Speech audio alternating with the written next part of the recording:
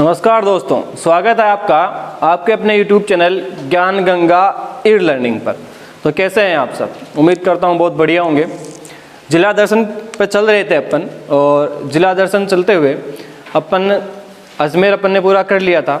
हाड़ौती में अपन प्रवेश कर गए थे, और हाड़ौती में प्रवेश करते हुए आज अपन पहुंच गए हैं हाड़ौती के अंतिम जिले झालावाड़ पर। कहाँ पहुंच गए? झालावाड़। उससे पहले अपन ने कोटा पूरा कर लिया, उसके बाद में बारा पूरा करा, फिर बूंदी पूरा करा, और आज आ गए अपन झालावाड़। दोस्तों, ये हाड़ौती प्रदेश के ही ज़िले हैं।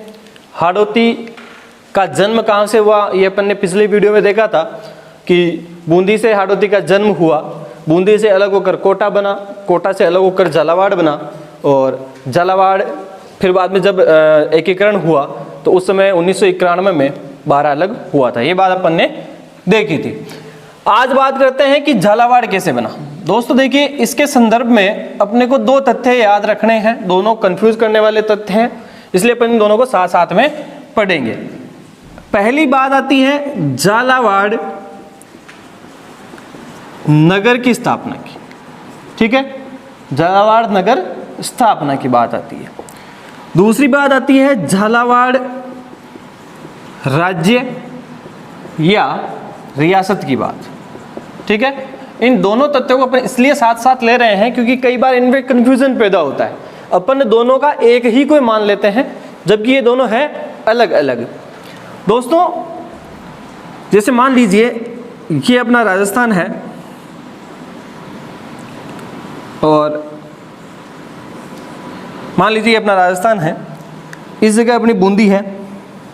ठीक है, इस जगह अपना कोटा है, बारा है, और ये झालावाड़ है।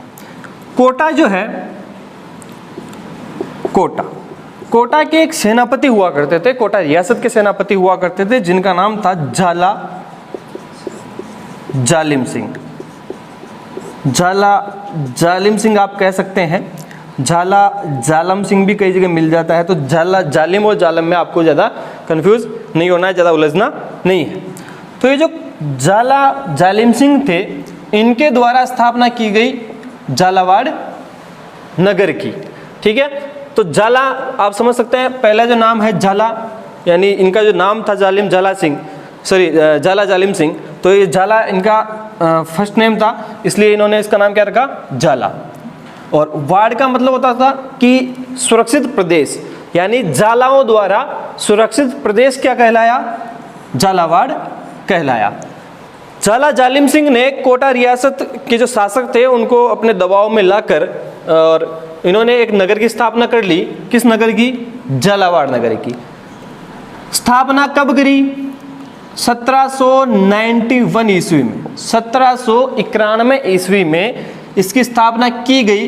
किसके द्वारा की गई? झाला जालिम सिंह द्वारा। ठीक है, झाला जालिम सिंह द्वारा इसकी स्थापना की गई झालावाड़ नगर की। कब की गई? 1791 ईस्वी में। किसके द्वारा की गई? झाला जालिम सिंह द्वारा। इसमें आपको बिल्कुल भी कंफ्यूज नहीं होना है कि झाला जालिम सिंह जो संस्थापक हैं वो झालावाड़ नगर के संस्थापक हैं। अब बात करते हैं झालावाड़ राज्य कब बना या झालावाड़ रियासत कब बनी। ठीक है, उसकी बात अपन कर लेते हैं। दोस्तों, एक शासक हुए जिनका नाम था राजा मदन सिंह। राजा मदन सिंह, राजा मदन सिंह जो शासक थे, इनका सहयोग करा अंग्रेजों ने। किन्होंने सहयोग करा? अंग्रेजों ने। यानी अंग्रेजों की सहायता से, यानी अंग्रेजों के सहयोग से राजा मदन सिंह द्वारा इसकी स्थापना की गई, जो की गई कब? 1838 ईस्वी में। कब की गई? 1838 ईस्वी में झालावाड़ रियासत की स्थापना की गई, जो कि राजस्थान की सबसे नवीनतम रियासत। राजस्थान की सबसे नवीनतम रियासत कौन सी है? झालावाड़। राजस्थान में 3 रियासतें ऐसी हैं जो अंग्रेजों की सहायता से बनी, अंग्रेजों ने अपने स्वार्थ के लिए उन जो रियासतें उनका निर्माण करवाया गया। उसमें से एक है टोंक, जो अंग्रेजों द्वारा अमीर खां पिंडारी के रूप में बनवाई गई। उसके बाद में झालावाड़ और एक है धौलपुर। ये 3 रियासतें ऐसी हैं जो अंग्रेजों के सहयोग से बनी। उसमें से एक रियासत जिसके बारे में आज अपन पढ़ रहे हैं वो है झालावाड़। तो आप ये तथ्य ध्यान में रखेंगे कि झालावाड़ नगर की जो स्थापना है वो 1791 ईस्वी में झाला जालिम सिंह द्वारा इसकी स्थापना की गई। झालावाड़ रियासत या राज्य की स्थापना अगर आपसे पूछी जाए तो राजा मदन सिंह के द्वारा 1838 ईस्वी में अंग्रेजों की सहायता से इसकी स्थापना की गई, जो कि राजस्थान की सबसे नवीनतम रियासत है। राजस्थान की सबसे नवीनतम रियासत झालावाड़, सबसे प्राचीन रियासत मेवाड़, सबसे छोटी रियासत शाहपुरा, ठीक है। उसके अलावा राजस्थान की एकमात्र मुस्लिम रियासत टोंक, राजस्थान की जाट रियासत भरतपुर धौलपुर, ठीक है। ये तथ्य आपको ध्यान में रखने हैं। चलिए एक चीज और, जब ये झालावाड़ नगर की स्थापना हो गई झाला जालिम सिंह द्वारा और जो रियासत की स्थापना हो गई मदन सिंह द्वारा, जब एकीकरण हुआ तो यहाँ के जो शासक थे वो हरिश्चंद्र थे। ये भी आप ध्यान में रख सकते हैं। चलिए अब बात कर लेते हैं झालावाड़ के कुछ उपनामों के बारे में और प्राचीन नामों के बारे में। तो प्राचीन नाम जो मिलता है झालावाड़ का, वो प्राचीन नाम मिलता है उम्मेदपुरा की छावनी। क्या नाम मिलता है? उम्मेदपुरा की छावनी। उसके अलावा उपनाम की बात करें, उपनाम में झालावाड़ को कहते हैं राजस्थान का नागपुर। राजस्थान का नागपुर क्यों कहते हैं नागपुर? भारत में जो नागपुर है वहाँ पर सर्वाधिक संतरे का उत्पादन होता है। कहाँ पर? नागपुर में। राजस्थान में जो सर्वाधिक संतरों का जो उत्पादन होता है वो झालावाड़ में होता है। इस कारण इसको राजस्थान का नागपुर कहते हैं। राजस्थान का नागपुर इसको इसलिए कहते हैं संतरा उत्पादन की कारण, इस कारण इसको कहते हैं। राजस्थान का वज्रनगर, बृजनगर अलग है, वज्रनगर अलग है, ये ध्यान रखना आप। उसके अलावा राजस्थान का सोया प्रदेश, राजस्थान का सोया प्रदेश सर्वाधिक सोयाबीन की उत्पादनता के कारण, सर्वाधिक सोयाबीन की उत्पादनता के कारण इसको राजस्थान का सोया प्रदेश भी कहा जाता है। उसके अलावा बात करें राजस्थान का सर्वाधिक आर्द्र जिला कौन सा है? झालावाड़ है। ये बात भी आपको ध्यान में रखनी है। उसके अलावा भी अपन बात करें, ये इसके उपनाम हो गए। उसके अलावा अपन बात करते हैं राजस्थान में जो सर्वाधिक आंधियां आती है, राजस्थान में सर्वाधिक आंधियां गंगानगर में आती है। कहाँ पर आती है? गंगानगर में। और सबसे कम, राजस्थान में सबसे कम जो आंधियां आती है, सबसे कम जो आंधियां आती है दोस्तों, ये आंधियां कहाँ पर आती है? झालावाड़ में आती है। कहाँ आती है? झालावाड़ में। ऐसा माना जाता है कि 3 दिन, औसतन 3 दिन यहाँ पर आंधियां आती है। सर्वाधिक की बात करें तो सर्वाधिक कहाँ पर आती है? गंगानगर में। जब गंगानगर अपन पढ़ेंगे तो इसके बारे में डिटेल से बात करेंगे। श्री गंगानगर में सर्वाधिक आंधियां आती है। राजस्थान में जो मानसून प्रवेश करता है, राजस्थान में मानसून का प्रवेश द्वार, राजस्थान में जो मानसून प्रवेश करता है दोस्तों वो 2 जिलों से करता है, एक झालावाड़ और एक बांसवाड़ा। ठीक है, तो आप ध्यान में रखेंगे प्रवेश द्वार जो है राजस्थान में मानसून के, वो झालावाड़ व बांसवाड़ा है। ठीक है, तो मानसून प्रवेश कहाँ से करता है? झालावाड़ या बांसवाड़ा से करता है। तो सर्वाधिक जो वर्षा होती है राजस्थान में वो भी कहाँ होती है? झालावाड़ में होती है। तो राजस्थान में सर्वाधिक, राजस्थान में सर्वाधिक औसत वर्षा, राजस्थान में सर्वाधिक जो औसत वर्षा होती है दोस्तों कहाँ पर होगी? झालावाड़ में होगी। और इसी कारण है एक उपनाम और मिलता है झालावाड़ को। क्या मिलता है? राजस्थान का चेरापूंजी।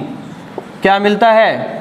राजस्थान का चेरापूंजी भी झालावाड़ को कहा जाता है। क्यों कहा जाता है? सर्वाधिक वर्षा के कारण। ठीक है, तो राजस्थान में जो सर्वाधिक औसत वर्षा होगी वो भी कहां पर होगी?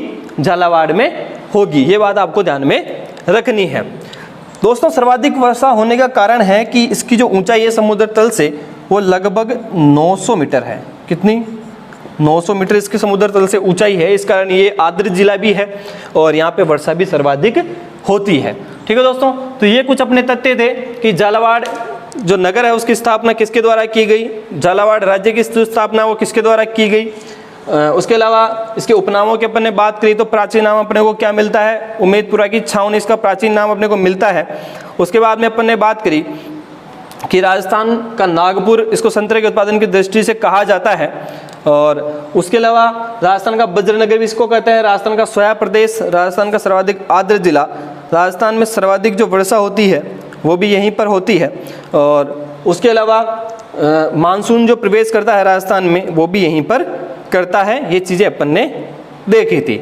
ठीक है दोस्तों, तो चलिए अब बात करते हैं इसके कुछ और तथ्यों के बारे में। तो दोस्तों राजस्थान में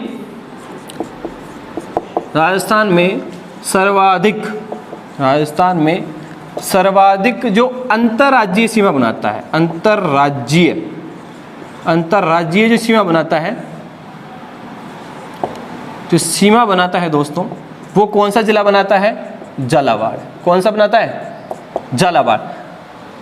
दोस्तों झालावाड़ जो है वो मध्य प्रदेश के साथ सीमा बनाता है। आपको पता होगा अपना राजस्थान मध्य प्रदेश के साथ सर्वाधिक सीमा बनाता है 1600 किलोमीटर की।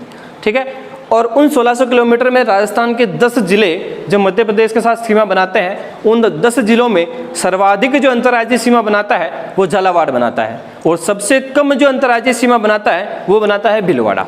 ठीक है, तो ये बात आप ध्यान में रखेंगे कि राजस्थान में सर्वाधिक जो अंतर्राज्यीय सीमा बनाने वाला जो जिला है वो झालावाड़ है। और न्यूनतम जो अंतर्राज्यीय सीमा बनाने वाला जो जिला है वो कौन सा है? भीलवाड़ा है। ठीक है दोस्तों, ये बात आपको ध्यान में रखनी है। तो ये तो हुई कुछ झालावाड़ के तथ्यों के बारे में बात। अब आ जाते हैं इसकी अपवाह तंत्र पर, यानी कि झालावाड़ की नदियों के बारे में देख लेते हैं। दोस्तों जो झालावाड़ नगर है, राजस्थान का जो झालावाड़ नगर है, ये नगर बसा हुआ है एक मध्य प्रदेश से आने वाली नदी जो देवास से आती है मध्य प्रदेश के, उसके किनारे बना हुआ है। नदियों की अपन बात कर रहे थे और झालावाड़ जिस नदी के किनारे है उस नदी का नाम है काली सिंध।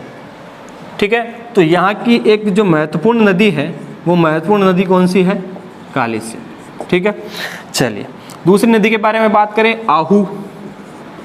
आहू और काली सिंध के संगम पर राजस्थान का जलदुर्ग यानी कि गागरोन बना हुआ है। ठीक है, यह आप ध्यान में रखेंगे। उसके अलावा छापी नदी पे एक परियोजना है, छापी परियोजना, जो कई प्रश्नों में पूछी जा चुकी है, कई एग्जाम में पूछी जा चुकी है कि छापी परियोजना का संबंध राजस्थान के किस जिले से है। छापी परियोजना बहुत बार आ चुका है। उसके बाद में बात करते हैं एक नदी परवन। उसके अलावा एक नदी है जो उजाड़, जिस पे भीमसागर बांध बना हुआ है खानपुर तहसील के अंदर, ये उजाड़ नदी भी इसमें ही है। और उसके अलावा बात करें अपन, छापी हो गई, परवन हो गई, पार्वती, एक महत्वपूर्ण नदी चंद्रभागा, जालरा पाटन इसके किनारे बसा हुआ है। चंद्रभागा पशु मेला भी लगता है जो इसी के किनारे है। गोमती सागर पशु मेला लगता है वो भी इसी के किनारे है। ठीक है, तो चंद्रभागा नदी भी महत्वपूर्ण है दोस्तों। तो ये अपनी कुछ नदियां हो गई। नदियां और भी हैं, पिपलास नदी भी है, और भी बहुत सारी नदियां हैं, लेकिन जो महत्वपूर्ण नदियां हैं वो ये नदियां हैं। काली सिंध हो गई, आहू हो गई, छापी, परवन, उजाड़, पार्वती और चंद्रभागा, ये महत्वपूर्ण नदियां हैं जो झालावाड़ में प्रवाहित होती है। काली सिंध आगे जाके यमुना में मिल जाती है, फतेहाबाद में। ये सब अपवाह तंत्र में आपको डीके सर पढ़ाएंगे। ठीक है, बात करते हैं अपन झील की। तो दोस्तों यहाँ पे गोमती सागर झील है, गोमती सागर। उसके अलावा मानसरोवर भी यहाँ पर स्थित है। उसके बाद में ये कुछ महत्वपूर्ण जिले यही हैं। बांध के बारे में अपन बात कर लेते हैं, या परियोजना, बांध व परियोजना पे अपन चलते हैं, बांध व परियोजना। ठीक है, सबसे पहले बात करते हैं अपन भीम सागर की। भीम सागर परियोजना, भीम सागर बांध परियोजना है ये दोस्तों। ये उजाड़ नदी पर है। कौन सी नदी पर है? उजाड़ नदी पर है ये, जो झालावाड़ की खानपुरा तहसील के अंतर्गत आता है भीम सागर, वो परियोजना है। उसके अलावा छापी नदी पे एक परियोजना है, छापी परियोजना। छापी परियोजना इंपॉर्टेंट है, परीक्षा में आ चुकी है, ध्यान में रखेंगे आप। उसके अलावा एक आजकल जो परीक्षाओं की दृष्टि से बहुत महत्वपूर्ण है, पूछी जाती है, कंफ्यूज रहते हैं कि कहाँ पर है, चंवरी। चंवरी, इसी का कई जगह नाम चौली भी मिलता है, चौली या चंवरी परियोजना। ये भी कहाँ पर है दोस्तों? ये भी आपकी जो है झालावाड़ में स्थित है। तो आपने देखा कि भीम सागर परियोजना जो कहाँ पर है, झालावाड़ में है। उसके अलावा छापी परियोजना अपन ने देखी, चमली परियोजना भी अपन ने देखी। उसके अलावा बात करते हैं एक और महत्वपूर्ण परियोजना की, जो कि कोटा और झालावाड़। कोटा और झालावाड़ 2 जिलों की संयुक्त परियोजना है, और ये पेयजल परियोजना भी है, और पेयजल परियोजना नहीं है, ये सिंचाई परियोजना है। ये चंवरी जो परियोजना है, इसके बारे में अपन बात कर रहे थे, चंवरी है, ये पेयजल परियोजना भी है और सिंचाई परियोजना भी है, दोनों तरह की परियोजना है चंवरी परियोजना। इसके बारे में आप ध्यान में रखेंगे। जिसके बारे में अपन बात कर रहे थे कि कोटा और झालावाड़ की जो संयुक्त परियोजना है, उसके बारे में, वो है हरिश्चंद्र सागर परियोजना। हरिश्चंद्र सागर परियोजना, ये जो हरिश्चंद्र सागर परियोजना है दोस्तों, ये कोटा व झालावाड़, कोटा व झालावाड़ की संयुक्त परियोजना है, यानी कि दोनों जिलों को इससे पानी की आपूर्ति की जाती है। ठीक है दोस्तों, तो ये थी अपनी कुछ झील। कृष्ण सागर, एक और नाम आप लिखना चाहे तो लिख सकते हैं इसमें, कृष्ण सागर झील भी पूछी तो नहीं जाती है, पर फिर भी आप लिख सकते हैं। मेन पूछी जाती है गोमती सागर, एक मानसरोवर भी कभी कभी पूछ ली जाती है, कृष्ण सागर का इतना नहीं है, फिर भी आप चाहो तो लिख सकते हो। ठीक है, तो ये अपनी झीलें हो गई, कुछ बांध हो गए जिनके बारे में अपन ने देखा, एक बार और रिपीट कर सकते हैं। गोमती सागर झील जो कि कहाँ पर है, झालावाड़ में है। उसके अलावा जो कृष्ण सागर झील है वो भी झालावाड़ में है। बांध परियोजना की अपन ने बात की। भीम सागर जो परियोजना है वो उजाड़ नदी पर है। छापी परियोजना परीक्षा की दृष्टि से महत्वपूर्ण है। चंवरी या चोली परियोजना जो पेयजल व सिंचाई परियोजना है, ये अपन ने देखी थी। उसके बाद में अपन ने एक चीज़ और देखी, हरिश्चंद्र सागर परियोजना जो है वो कोटा और झालावाड़ की संयुक्त परियोजना है। उसके अलावा अब अपन बात कर लेते हैं कुछ वन्य जीवों के बारे में। दोस्तों, एक मथनिया परियोजना और मानसागर परियोजना, ये कुछ लघु लघु परियोजनाएं हैं जो भी झालावाड़ में अपने को देखने को मिलती है। परीक्षा की दृष्टि से ज़्यादा इंपॉर्टेंट नहीं है, तो आप उनको ध्यान में नहीं रखें तो भी कोई बात नहीं है। चलिए अब बात करते हैं अपन वन्य जीवों के बारे में। बात कर रहे हैं अपन वन्य जीवों के बारे में। दोस्तों, अपन ने बात करी थी जब कोटा के अंदर अपन थे, तो अपन एक राष्ट्रीय उद्यान के बारे में बात करी थी, मुकुंदरा हिल्स राष्ट्रीय उद्यान, जिसका प्राचीन नाम जो था, इसका पहले नाम राजीव गांधी भी रहा और दर्रा अभयारण्य भी उसका नाम रहा। तो वही दर्रा अभयारण्य, यानी दर्रा अभयारण्य, जिसको वर्तमान में मुकुंदरा हिल्स कहते हैं, मुकुंदरा हिल्स। ठीक है, ये जो है दोस्तों, ये कहाँ पर है आपका, ये झालावाड़ में भी फैला हुआ है, झालावाड़ में ये फैला हुआ है। ठीक है दोस्तों, यहाँ पर जो मुकुंदरा हिल्स है, यहाँ पर तोते पाए जाते हैं। दोस्तों, इसी अभयारण्य के अंतर्गत गागरोन का किला आता है, और उसके आसपास जो तोते पाए जाते हैं वो उनको गागरोनी तोते कहते हैं। गागरोनी तोते, जो कि पूरे भारत भर में प्रसिद्ध है। तो आपको पूछा जाए कि गागरोनी तोते किस जिले में मिलते हैं, तो आपका उत्तर क्या होगा, झालावाड़।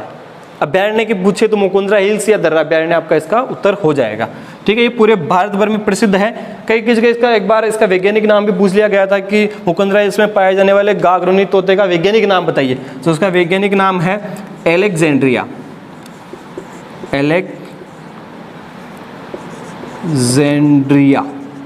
एलेक्जेंड्रिया पैराकीट, इसका वैज्ञानिक नाम है।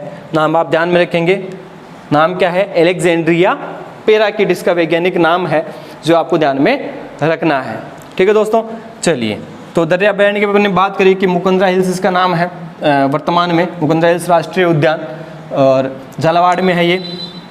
टाइगर प्रोजेक्ट भी है यहाँ पे, राजस्थान का तीसरा टाइगर प्रोजेक्ट, पहला रणथंभौर, सरिस्का, उसके बाद में मुकुंदरा। राष्ट्रीय उद्यानों की बात करें तो सबसे पहला रणथंभौर, उसके बाद में कौन सा, केवलादेव राष्ट्रीय घना पक्षी उद्यान, और उसके बाद में मुकुंदरा हिल्स 3। सरिस्का नहीं है, सरिस्का अभ्यारण्य है केवल, ठीक है, तो ये आप ध्यान में रखेंगे।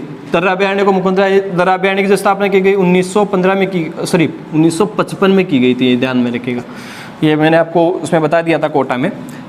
दोस्तों झालावाड़ में मालवी नस्ल की, कौन सी नस्ल की, मालवी नस्ल का गोवंश मिलता है, मालवी नस्ल का गोवंश मिलता है, जो अपनी मजबूत कद काठी के लिए प्रसिद्ध है। किसके लिए प्रसिद्ध है, मजबूत कद काठी के लिए प्रसिद्ध है, जो कि भारवाह नस्ल है। भारवाह का मतलब ये जो है वो भार ढोने में काम आती है। कौन सी नस्ल, मालवी नस्ल, ठीक है। कहाँ मिलती है आपको, झालावाड़ क्षेत्र में आपको मिलेगी, ठीक है। चलिए उसके बाद में अब अपन बात कर लेते हैं झालावाड़ की कुछ कृषि के बारे में।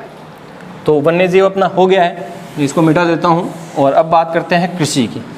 दोस्तों अभी आपने देखा कि झालावाड़ को जो है वो नागपुर कहा जाता है, राजस्थान का सोया प्रदेश भी कहा जाता है। तो आप समझ ही गए होंगे उससे कि अगर अपन कृषि की बात करें तो संतरा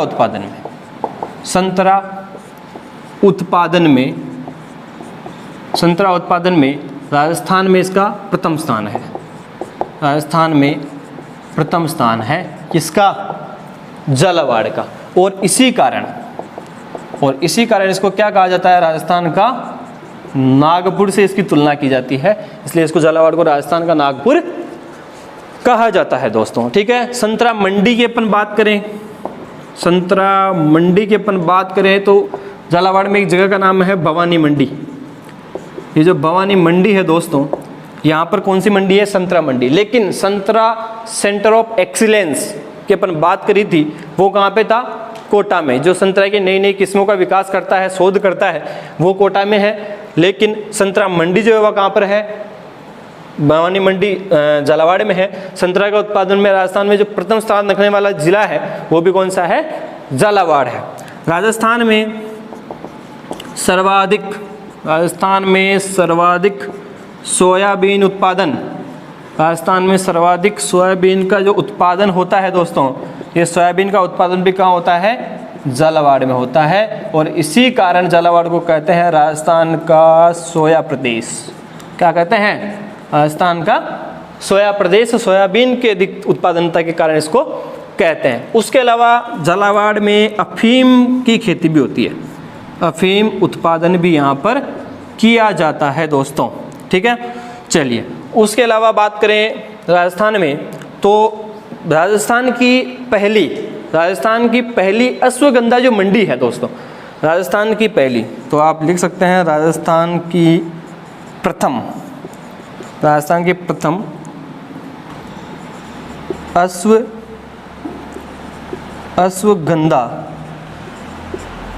अश्वगंधा मंडी, जो कि सिटी ऑफ बेल्स, घंटियों के शहर झालावाड़ में है, झालरापाटन में। कहाँ पर है, झालरापाटन में। और ये वही झालरापाटन है जिसका प्राचीन नाम अपने को चंद्रवती भी मिलता है, और ये चंद्रभागा नदी के किनारे है। चंद्रवती क्यों मिलता है, क्योंकि राजस्थान में दो ऐसे नगरियां हैं जो चंद्रवती के नाम से जानी जाती हैं, एक सिरोही में है और एक झालावाड़ में है। कारण ये है कि मध्य प्रदेश के क्षेत्र में यानी मालवा के 10वीं शताब्दी के लगभग शासक हुआ करते थे, जो परमार शासकों का यहाँ पे राज हुआ करता था। और परमार शासक जिस भी स्थान को अपनी राजधानी बनाते थे उसको चंद्रवती नाम देते थे। और वहाँ के राजा चंद्रसेन, राव चंद्रसेन मारवाड़ वाले नहीं है, जो मध्य प्रदेश वाले चंद्रसेन है, उन्होंने पहले सिरोही को अपनी राजधानी बनाया, सिरोही से हटाकर फिर झालरापाटन को अपनी राजधानी बनाया और इसको नाम दिया था चंद्रवती। वर्तमान में इसका नाम चंद्रवती नहीं है, इसका नाम झालरापाटन है, जो कि झालरा का मतलब झालर और पाटन का मतलब उस समय नगर हुआ करता था। तो यहाँ पर आपको मंदिर बहुत मिलेंगे और मंदिरों में झालरें बहुत बजती है और झालरों की आवाज़ें सुनाई देती है आपको वहाँ बहुत ज़्यादा, पूरे दिन भर आपको सुनाई देंगी। इसलिए इसका नाम क्या रख दिया, झालरापाटन, यानी घंटियों का नगर। आप इस चीज़ से इसको समझ सकते हैं, इसके बारे में भी और अपन बात करेंगे। तो ये थी बात दोस्तों कृषि के बारे में कि राजस्थान में जो संतरे का उत्पादन होता है सर्वाधिक, वो किस जगह होता है, झालावाड़ में होता है। ठीक है। इसलिए यहाँ पे संतरा मंडी स्थापित की गई है जो कि भवानी मंडी में है। उसके बाद में अपन ने बात करी कि राजस्थान में सर्वाधिक जो सोयाबीन का उत्पादन होता है वो सोयाबीन का उत्पादन भी कहाँ होता है, झालावाड़ में, और इसी कारण इसको राजस्थान का सोया प्रदेश कहा जाता है। चलिए, उसके बाद में अपन ने बात करी थी अफीम उत्पादन भी यहाँ पे होता है। राजस्थान की प्रथम जो अश्वगंधा मंडी है वो भी झालरापाटन में स्थित है दोस्तों। चलिए, अब बात कर लेते हैं, कृषि की बात अपनी हो गई। उसके बाद में बात करते हैं अपन यहाँ के कुछ उद्योग के बारे में। किसके बारे में बात करते हैं? उद्योग के बारे में अपन बात कर लेते हैं। खनिज व उद्योग के बारे में अपन बात करें, खनिज व उद्योग के बारे में अपन बात करें तो देखिए, खनिज के बारे में पहले बात कर लेते हैं। उद्योग यहाँ का कोई ज़्यादा विकसित है नहीं, यहाँ पे सिर्फ जेके टायर वाला जो जेके उद्योग है वो विकसित है। खनिज के बारे में बात करें, तांबा यहाँ निकलता है, कच्चा लोहा यहाँ पर निकलता है, कच्चा लोहा निकलता है यहाँ पे। उसके अलावा कैल्साइट निकलता है यहाँ पे, बॉक्साइट भी निकलता है,